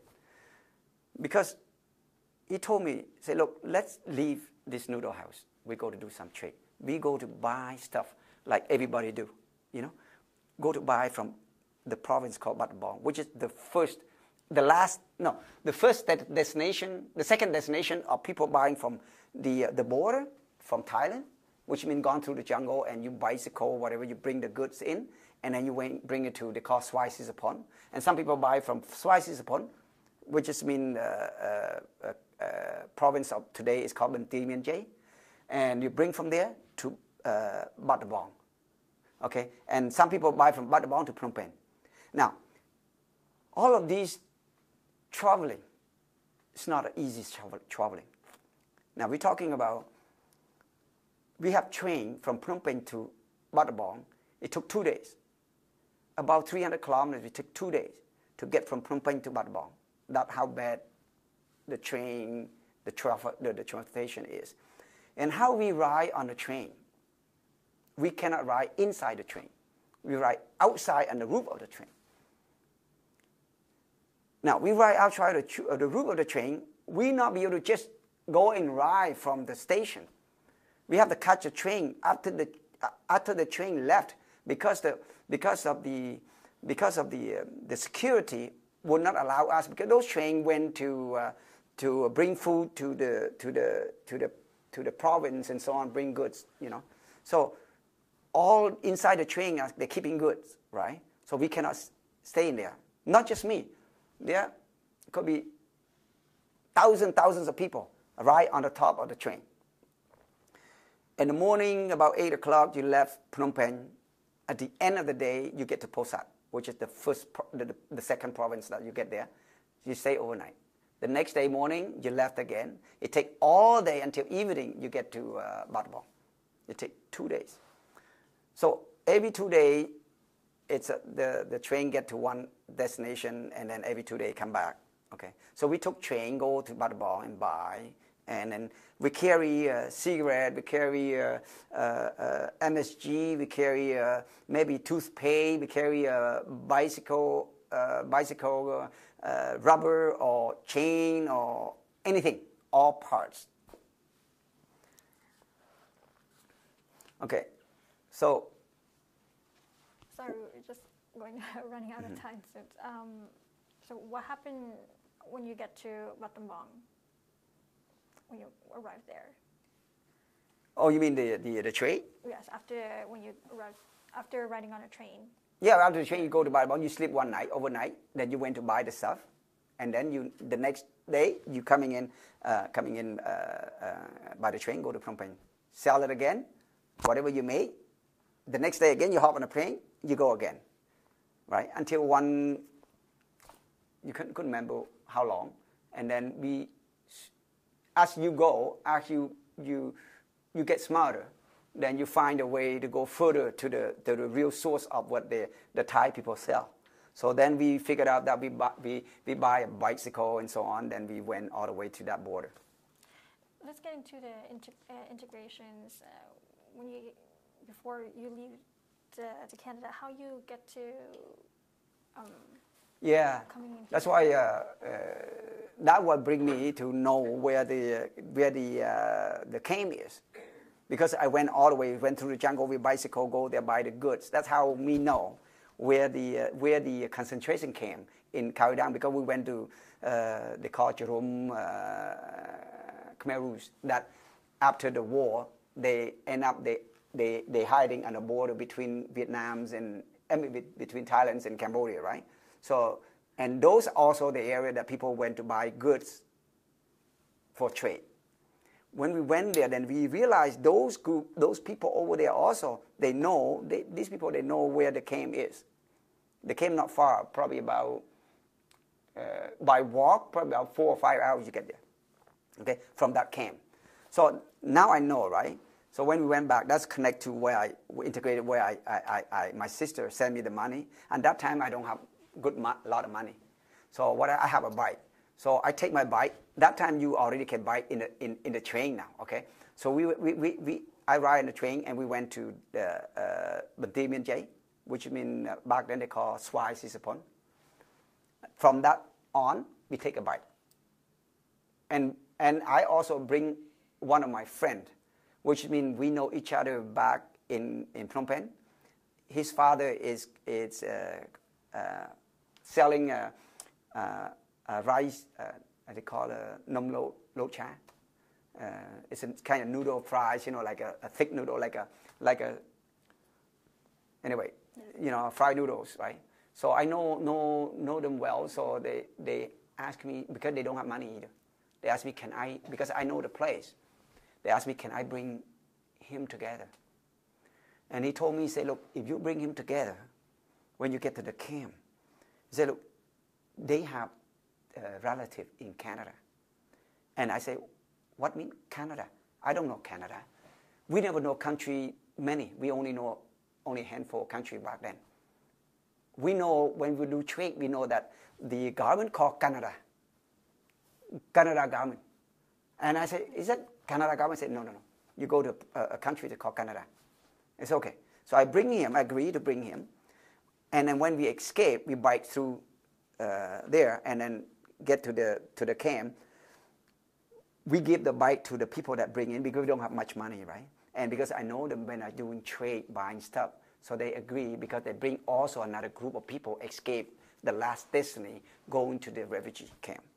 And that's the most dangerous time. And that's the only place that I don't know how to get there, right? You allow these people that stay on that last camp, which means the Khmer camp, they bring us there.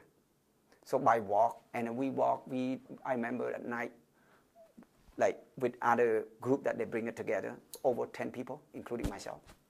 And there's some Khmer soldier with the guns, and with the other two bring in the front, and the soldier, 2 or 3 of them bring behind, and we walk sort of, they all pay money for them to do it. But because I know them, I only give them my bike. The bike is probably about half ounce of gold, the price. So each one of us give them the bike. So they agree to bring us there. So as soon as we bring that, they tell us, we went at night, we went to I remember, he said, now we about get there right now. You can see that there was a highway across that, okay? When I look at it over, because I remember there was a moonlight, okay? And the highway. And he said, look, because of either near the New Year or on the New Year time, because I think that's about March, April, I can't remember to be exact at that time. I get there, the Thai soldier that look after the sort of the camp, and they know a lot of people escape to the camp, right? So they have, stationary that gym, you know, watching the guard. Yeah, the guard not allow people to escape in there. Instead of guard something else, they don't want people to go into the camp. They catch you. So what happened is we on this side, we wait. We get there to probably about 1 o'clock or so because we leave probably evening, right? So we not going. We sort of stay, wait for them to drink, and they sort of drunk, and everybody sleep. You can tell them they're on the top there. You can tell they fall asleep. So that's why we get into the escape to the fence. When you cross the most dangerous is when you cross that highway. They can shoot you. Okay. So then you cross that highway, go to the next, go down to that. You see the fence for the camp there. So you sort of they know where they go in all the time, right? They go open it, let us go in because they have sort of have connection inside. And then we bring there. They bring us to the mayor, which means they have mayor in there too, like per sections, you know, the section leader, whatever it is. They bring us there. So you try to sneak out of the concentration camp, isn't it? That's what. No, I actually get out from Cambodia. Oh, okay. So yeah, get into the concentration camp. Because I'm trying to get into Coeurs. It's not easy to get in. They get catch you. When you get catch by the Thai soldier, they kick you. They do whatever they want. You're lucky, they let you in. You're not lucky, they kick you back. What year was that? Do you remember? 1982. I believe there was about either on March or April. Okay, and then I will get into the camp successfully on that night. Immediately, they put us register. Soon you got the register, you got they call the place to stay. You become one of the refugee now. You not become something else, right? So immediately you have a quota. The UN know you probably there. You will give you rice, meat, cans of sardine.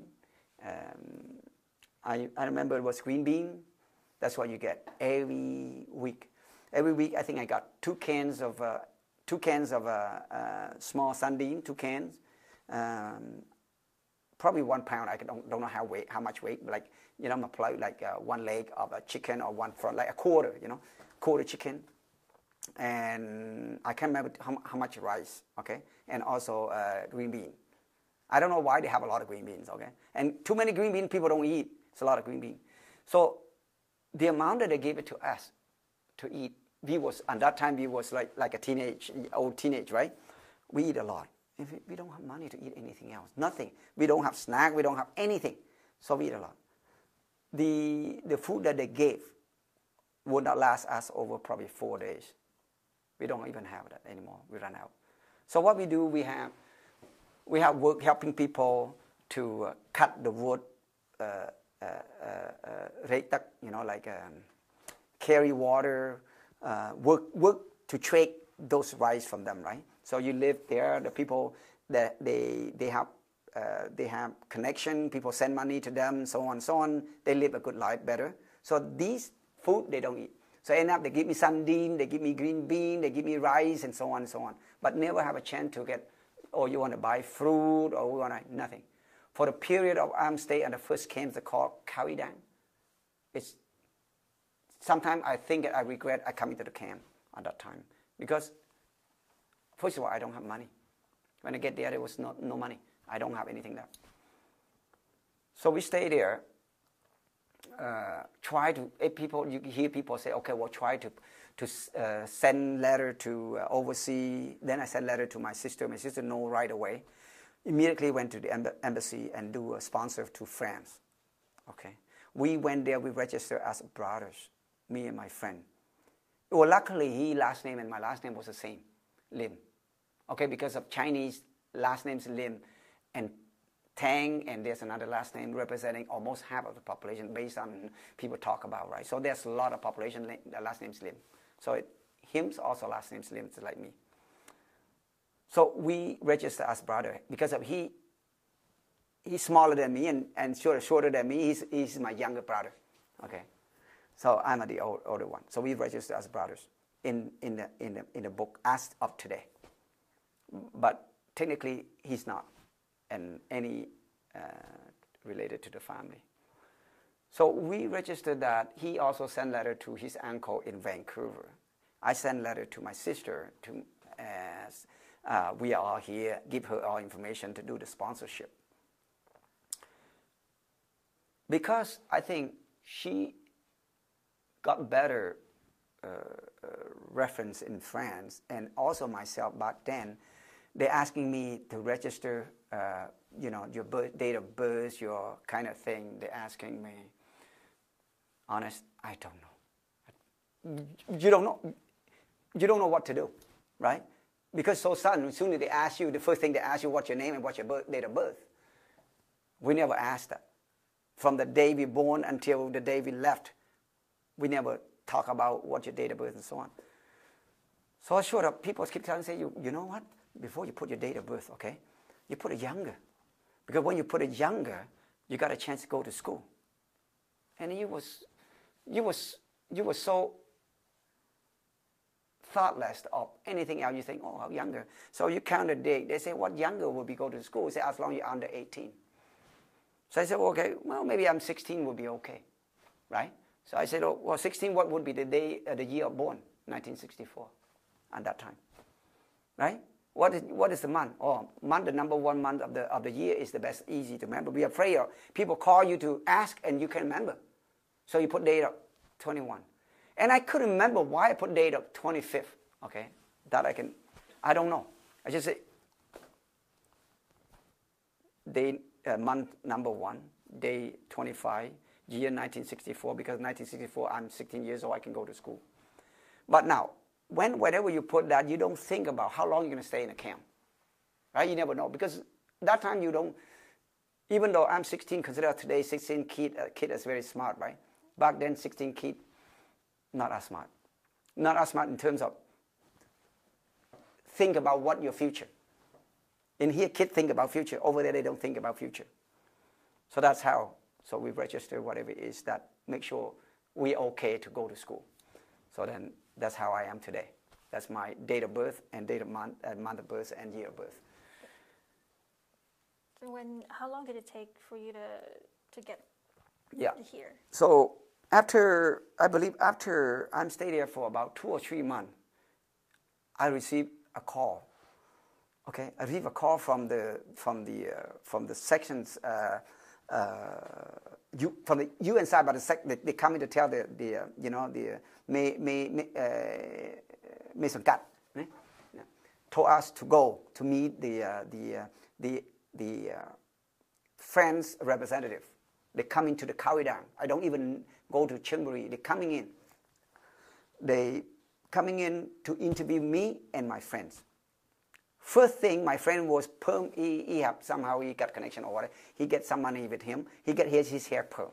And then we was interviewed. They say, no, you two are not brother, sister. Well, we keep saying that we are brother, sister, right? In order to get everybody go away. So at the end, they say, well, you can perm your hair and so on. And they sort of believe it, right? So we have become a brother, sister, brothers in the paper that we have to go to France. So we been interviewed by French representative on that time in Coeurs. But also at the same time, we send a letter we put the application to Canada too, because of my friend's relative in Vancouver. Now, after we interview about a month, we got posted. And that time I remember this. Thousands of people running to see it. Many people got the name on, including myself. Except first, received the refugee to Canada, went to the second camp. Because it doesn't mean that you still eligible, but at least you got a chance now. Because as soon as they bring you to the second camp, you know that you got recognized by refugee status or whatever it is, right? So we know that we had a chance to leave. So that time, they post that. But I'm also been posted to France. Now, the two stories are different. One is relative to theirs, and one, And then to me, I say, I don't care. Whichever country take me, I go first. Okay, I don't care wherever I go. So then immediately, I step on the bus. I just take my name and gone, right? So the bus take us to Chunburi. That's the second camp. I remember there was I'm staying there probably about 5 months time. Give and takes about 5 months time. Because the 2 camp I stay on probably about 11 months. Okay. So that time I went to the second camp. Because my sister keeps sending money into the first camp, I never be able to get a penny. Because the Thai soldiers are so tough. So they didn't allow people to come in easily. And they don't allow funds or anything that send them in. You might lose it or somehow. So my sister sent so much money from France to me. We never receive it. Everything had been stuck at the church. Okay, the church has those money, but I never be able to receive it until I went all the way to the second camp, and all of a sudden they call me because my sister immediately knew I went to the second camp already. They call the church, say, look, he's already in the second camp. So that's why I got all the money that I can have, spending and everything lived in the camp. Okay, and that time I find myself so lucky because of those money are just flooding me in, right? I was sort of, easy spending at that time. Then we start to make a lot of good friends. Now, the friends that including one of those that today is in Canada. He's also a translator for the American embassy. And sometimes he translated for Canadian too. Yeah, he's at the last destination I know he lived in Vancouver. We know each other, and he's also worked for the UN that for giving water. He looked after all the water. Like people go there, you have a quota, how much water per day that you can get. So he's asking me, say, look, you interested to work? I say, sure. He said, look, you go to work. Look after every morning you have to give so much water to certain account and so on. So you got to book account. 5 people, you give how many tank of water, how many basket of water, and so on and so on. So that's how I get working at that time in a camp. Right? I don't speak English back then in the camp. I study English as they call it, essential book 1. Now, in the camp we study honest, not know much. Even though we study that by the time we get into Canada, that English is not really anything at all. I don't have speak or write any English much. Because the time is also so short. Because I stay in the camp in the refugee camp only total about 11 months. So some study in Canada and some study in Chunburi, but it's sort of not much of. So you learn English through learning the book. All my English, actually, okay. In that camp, at a refugee camp, when I get interviewed by the embassy, then for your safe, for your health inspection, everything been passed. So they transfer me to another camp, so-called Sun Plu, which is Thai international jail. It's Thai international jail. It's called Sun Plu. And we went there. We remember we stayed there probably about over 10 days waiting. That time is waiting for the flights. Okay, for whatever flight that available, they send us. That's why we know that we are staying there. So remember that I went to that. We know that there was a lot of people still in the jail. They allow us to see them. So that's why I know that's an international jail. So I left the country from. I left the Chunburi to Vancouver. I remember they took me away the first time I came. I stopped by Hong Kong. Okay, the plane was stopped by Hong Kong. We lived there one night. The next day we take the next flight, come out. So we was sort of everybody at the morning, we bring us to the breakfast, to the restaurant. All everybody tape, tape your name, tape who you are, and so on, and walk on the street, right? We would sort of find it ourselves so shameful, like look like somebody guilty, and you walk the whole probably about 20, 30 people along, maybe more, so everybody look at you. However, but luckily we just stayed there, not really 2 days, and we went to Vancouver. I arrived in Vancouver March 16, 1983. And they keep telling me, say, Canada's so cold. And I went there in March. How come I stepped down? Supposedly March cold, everybody said, right? In here, March, still snow. In Vancouver, it's not cold. We come down, we're so happy. Over 10 degrees, right? We're so happy. We don't feel cold, So I arrived in Vancouver. I remember the first day my sponsor take us. Oh, the sponsor is not just my friend's uncle, because he joining with church group sponsor together. Which church group? I believe it's Christian. I believe they call it either 7 day, not 7 day, 7 day or something like that. I can't remember exactly. 7-day Adventist? Something like that. I couldn't even remember, because what happened, as soon as arrived in Vancouver, my sponsor coming to see us, they're so happy. They gave us a jacket and, things like that. They're so happy. Oh, we are so warm welcome. And knowing that we don't speak English a word, nothing, right? So they were so happy, what can help, and so on and so on. But my sponsors also ask us privately, say, look, don't disturb them, like don't ask for any help, because they want to keep this on a good faith, a good quota for them to sponsor their relative come behind just in case they need, right? So which means is the less they help, the more they have available to sponsor a new person come in. So we sort of, again, we don't know, we agreed on, we say, no, we don't need help. Even though sponsor willing to help us, okay, they really want to help us, but we say no. And they say, it's okay, they take care of us, right? So I stay in Vancouver. Actually, my sponsor, they are very well known today in Vancouver. Today, they have the most famous restaurant in Vancouver that they call Little Phnom Penh, I think. And even today, if you want to go to their restaurant, you have to book. So busy. That's how they are. And how they start today is the beginning when I was there, when I arrived there.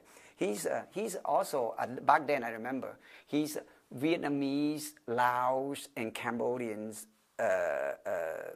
associations leader on that time in Vancouver. Do you remember his name? Yes, Wun Siu. Because he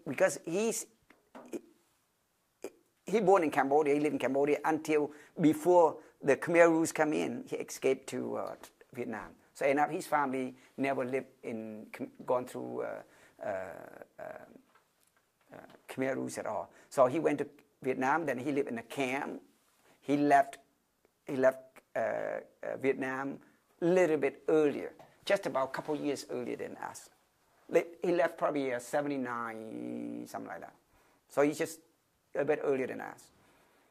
So he went to Vancouver. He's also become a Vietnamese, Laos, and Cambodian associations leader. On that place that he at, they have a pool bar in front, and he opened Cambodia, they call Phnom Penh noodles, in the back, have 3 tables. So when they're coming back, I saw them, they're cooking. I kind of funny, because they usually open a restaurant back in Phnom Penh, and today it's called Satmai, right? It's the big market nearby there. So they sort of have a background of restaurant, but they never cook noodles. So they know how to cook and so on. I mean, the recipe and so on. So they opened that noodle house in the back.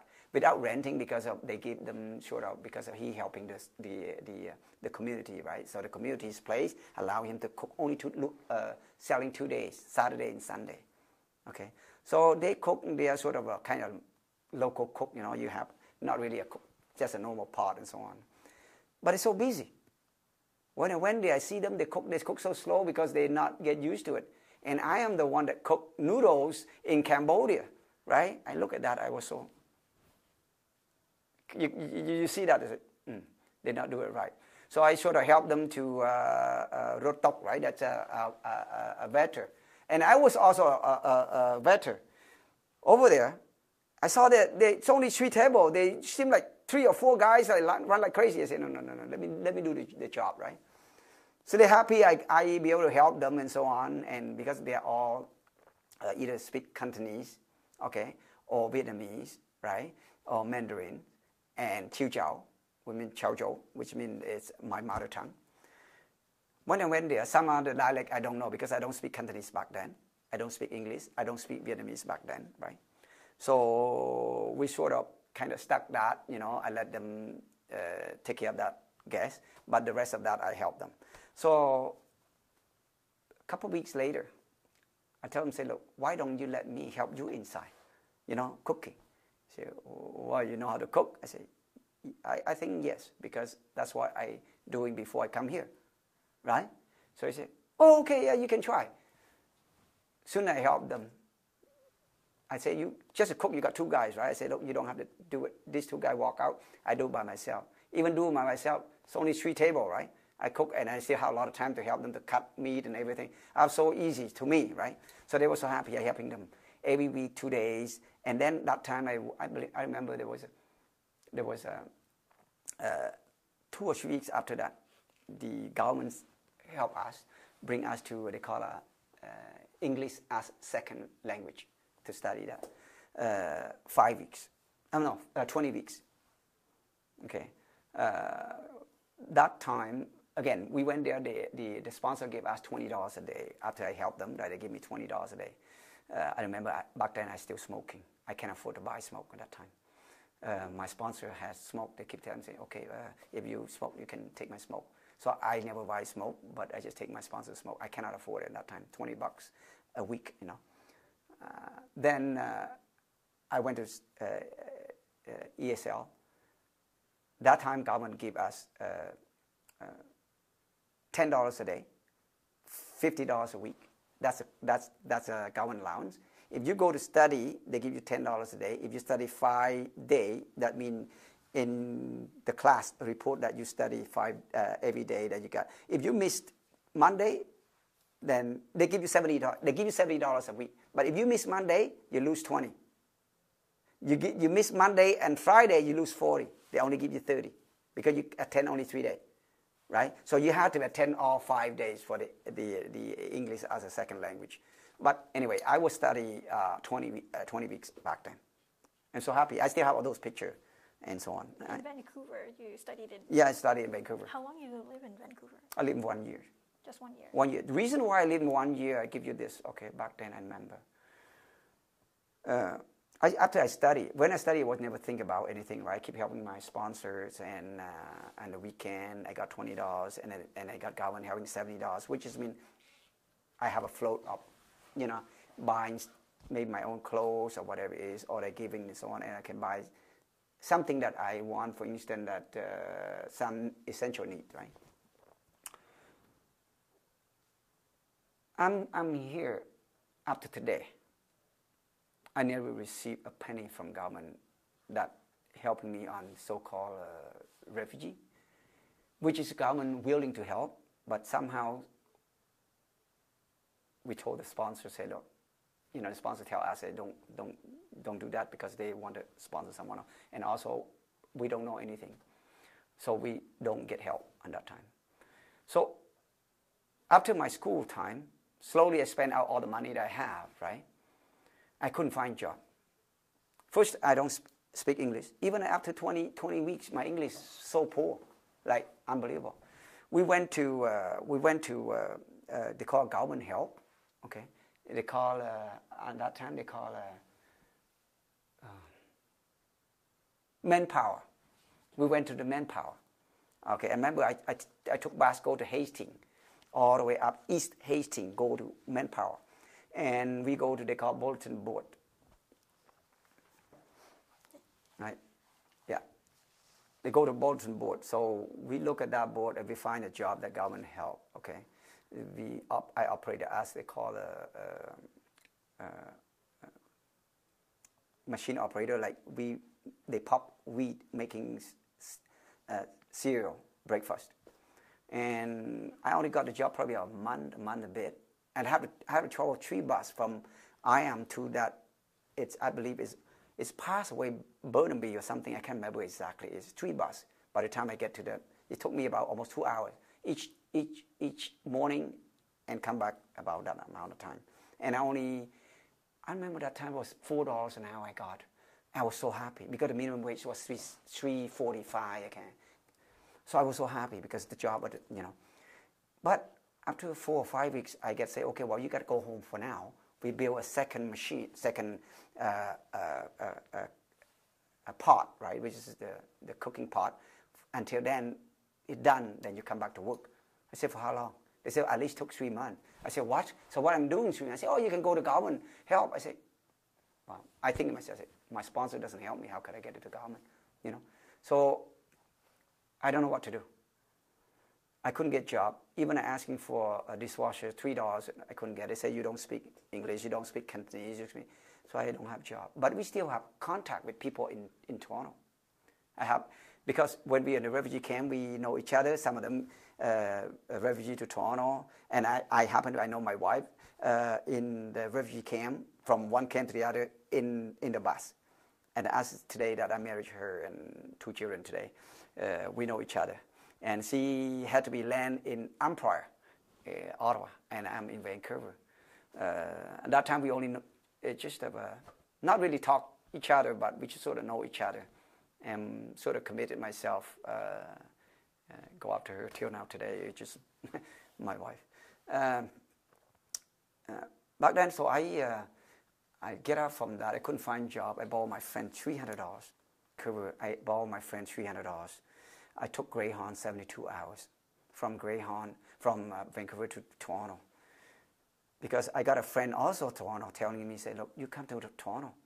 You will have a lot of jobs in Toronto. Come in. So I took Greyhound to Toronto, stay in his house. He bought a bus pass for me, $25. Give me sort of a hand, So happy. I found a job, first job. Actually the tallest building in Toronto. It's called the First Canadian Place, which is the Bank of Montreal, which is TSX today, trading building. I found a job. It's called A.B. Dick machine operator, which back then there were no photocopy. People want to do a photocopy in office there. They will bring a page, and then you have to go there to burn the fume to offset. They call offset print, okay, and to do make like the page of your print, right? So they have a lot of work. Right? The first thing I go to the interview the job, say, look, you have to work overtime. If you don't work overtime, we can't take you because we don't have enough machine to print. So you work overtime, I take you. I say, how much should that be? $4, right? Oh, so happy, $4. And I couldn't. I don't know. They don't need you speak English. Well, I sort of back then I already sort of kind of, know a word here and there, right? So I just work. I said, okay, we'll take that job. Overtime, I said, you don't worry. Anytime you give to me, I work, okay? You give me. So then they hire me and work. The first job I went to interview, I got that job right away and so happy because I look at the Toronto Sun back then. So I went there. They take me. I remember only the first week they opened me work on Saturday together. And the second week I learned how to, I remember I worked with the other gentleman. He from Vietnam. He worked 3 months. He couldn't learn how to burn the fume to do the offset print, So I take about a week. I sort of know how to burn the fume. They let me try. They were happy. They give me a raise right away. Then they give me to work on Sunday. So nobody works Sunday. They open the door. They lock. Sort of. If I want, I push the door and I leave. If not, I'm just keep doing the job, right? And when I leave, I punch the card and that's it. I was so happy. I worked there Now, as you go there, you have a lot of friends. You see people, they work some job better and so on, and they're telling me, say, look, $4, you work poor man. You know, don't work there, work where I am. So he introduced me to work at, actually, the beginning of revolutions of, I think, the windows. You see all the window frames? The window frames, back then, they'd be all aluminum, right? And the first Italian, I think there's an Italian family, Italian group. They call it. We're running out of time on the camera as well, so if we can kind of. We're just gonna wrap it up with a Okay. quick. Sorry, I have to. Cut you off. So since then you just settled down in Toronto. Yeah, I settled down in Toronto. I was happy in Toronto and work after work until I become a Japanese chef also, right? And we saved some money. We buy the first house by myself in Toronto. Okay. I remember I borrowed 3 loans. Yeah, 3 mortgage, right? And the last mortgage is like almost 30%, 20-some%. I can't remember to be exact. Okay, I bought it. I sold it in 1 year. I sold in 1 year. I'm pretty happy. I made quite a bit of money in that time because Toronto house was so hot and back then. I bought a townhouse, right? As soon as I sold that, that was 1989. And then I moved from Toronto. I left to Ottawa because I constantly have connection with which is my, back then already my fiancée, right? So I decided to move to Ottawa. Yeah, I moved to, as soon as I sold my house, moved to Ottawa. So I moved to Ottawa, and because my wife also finished study.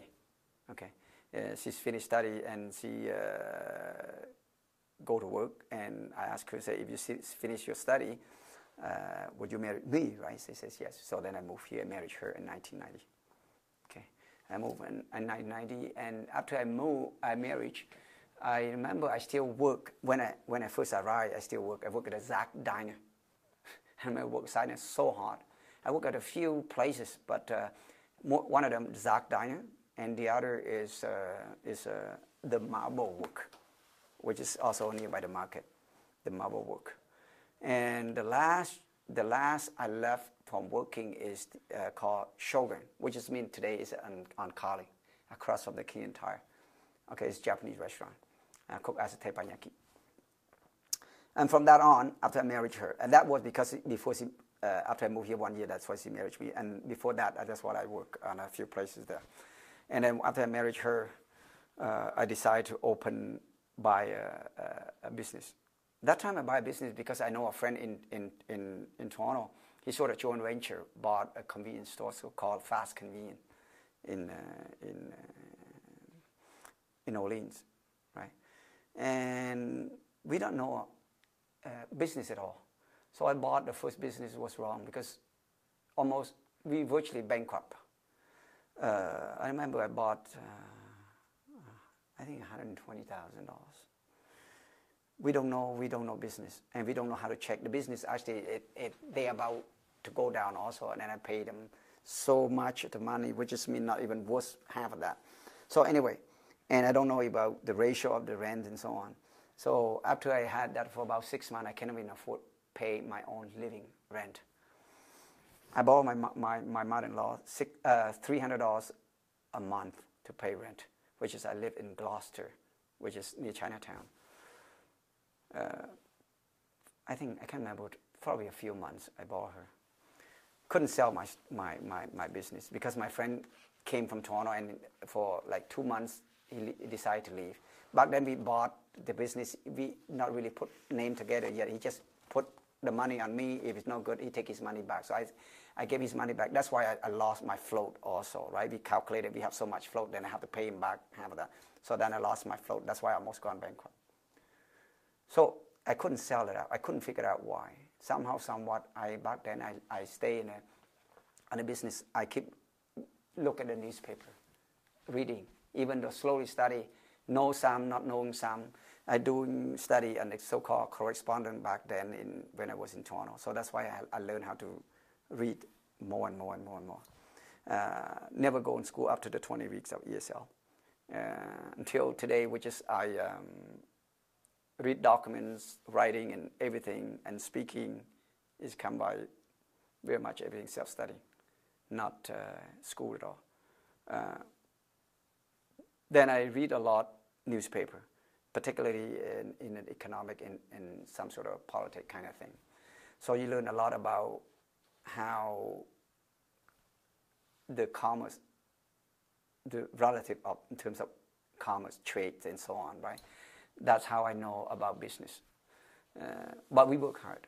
We work hard. We save. We sort of, I think we come to, after marriage, the first 20 years, we don't have so-called a vacation or anything at all. Nothing. We keep working, 7-Eleven, right? No time, nowhere, go anything until my children are holding hand and I still look after the store. But luckily, I'll be able to turn the store around based on I read a lot of newspaper. I see certain articles based on what they do and so on. And luckily, I'll be able to turn the store around and save money and buy real estate. And learn how to trade, which means trade in the stocks. Learn how to discipline. And all of these discipline and trade and saving, I'll be able to become what I am today. It's considered as decent, I think, compared with many. I have a good 2 children, which is also a very good 2 kids that capable of. My boy is finished in Waterloo University, got a pretty good jobs in San Francisco, which is it's called so-called Twitch. It's just the I think there's a branch of Amazon, and I think he's okay by himself. And my daughters also study some kind of biomath, and today he's still another year to finish the university, but he work as summer and part-time in the also government department at the experimental farm lab, some kind of thing. She's happy.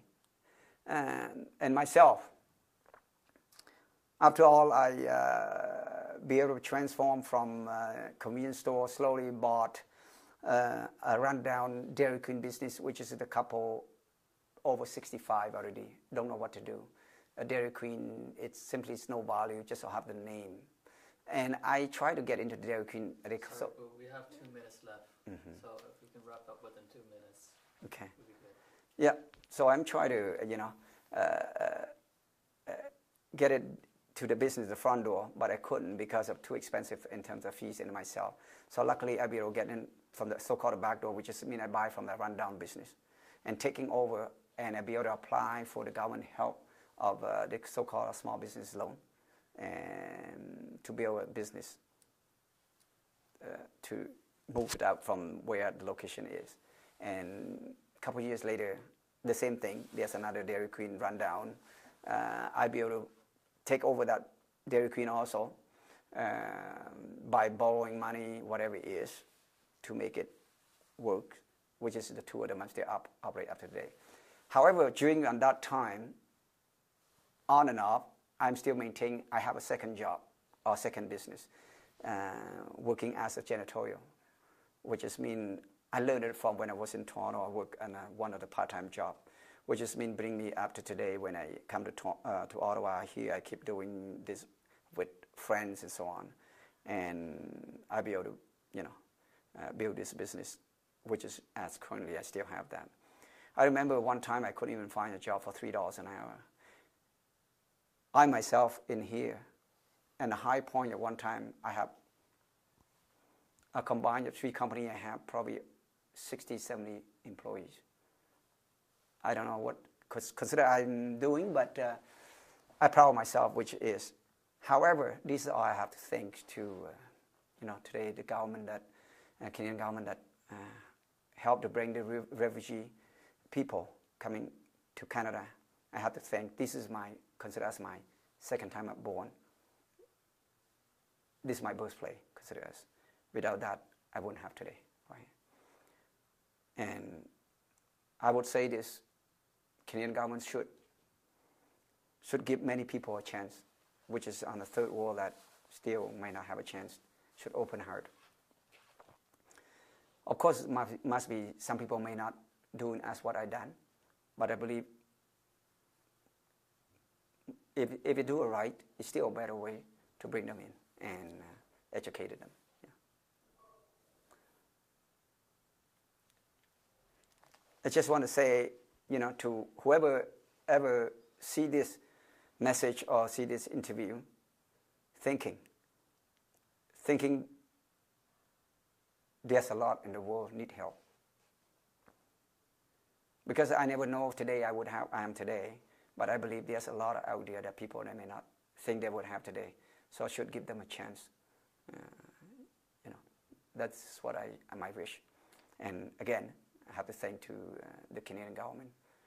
Even bringing myself or bring my wife's family, because again, just a brief, my wife's family is also, my mother-in-law is a widow with 3 young children, right? And this is all thanks to Canadian government that bring them there. And all my wife's brothers, sisters today is all very much successful living in Canada. Thank you.